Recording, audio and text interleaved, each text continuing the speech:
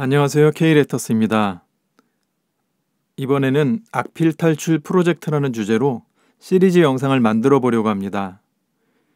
악필이 되는 원인에서부터 시작해서 악필을 벗어나기 위한 구체적인 연습 방법과 예쁜 글씨체 실전 연습까지 영상을 준비하려고 합니다.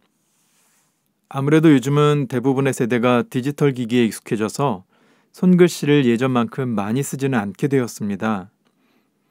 스마트폰으로 작성하는 짧은 문장의 메시지 쓰기부터 강의 필기나 보고서 작성 같은 긴 문장들도 태블릿이나 컴퓨터로 작성하는 게 익숙해진 요즘에는 손글씨 쓰는 일이 힘들고 피곤한 일일지도 모릅니다. 하지만 손글씨는 디지털 글씨나 활자 글씨와는 다른 장점과 매력이 분명히 있습니다. 그리고 어떤 시험이나 문서는 반드시 자필 손글씨로 작성해야 하는 경우도 있습니다.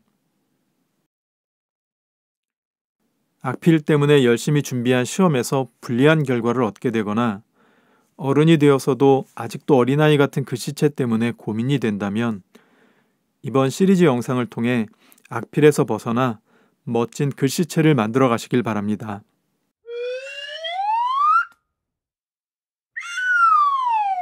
악필은 충분히 바뀔 수 있습니다. 글씨가 예쁘지 않은 경우의 대부분은 잘 쓰려고 하는 관심과 노력이 없어서 악필인 경우가 많습니다.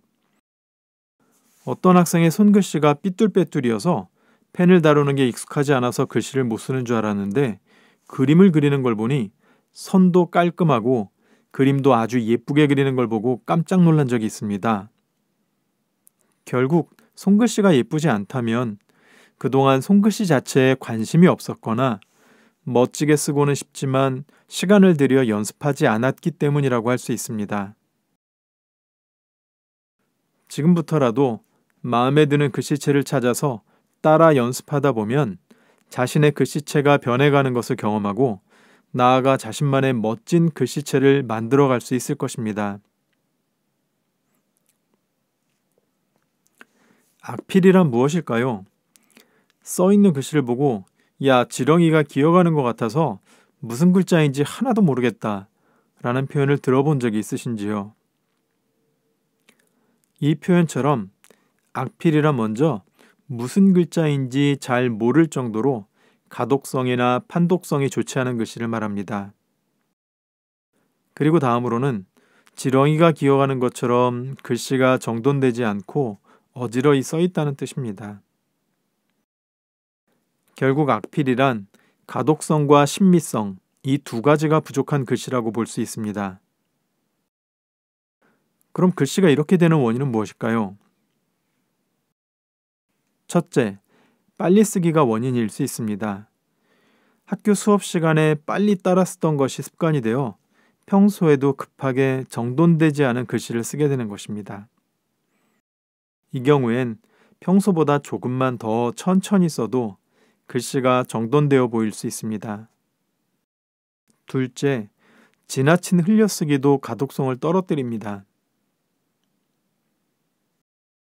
세 번째로는 획에 지나친 과장과 변형, 축소도 글씨를 알아보기 어렵게 만듭니다. 네 번째는 어색한 띄어쓰기입니다. 자강과 단어 사이에 적정한 띄어쓰기 없이 붙어 있거나 좁거나 너무 넓다면 문장을 이해하는 데 어려움이 있을 것입니다. 다섯 번째는 글자의 통일성이 부족한 경우입니다. 획의 모양이나 크기, 기울기가 일정하지 않다면 정돈되지 않은 느낌을 주게 됩니다. 여섯 번째는 글자 크기의 불균형입니다.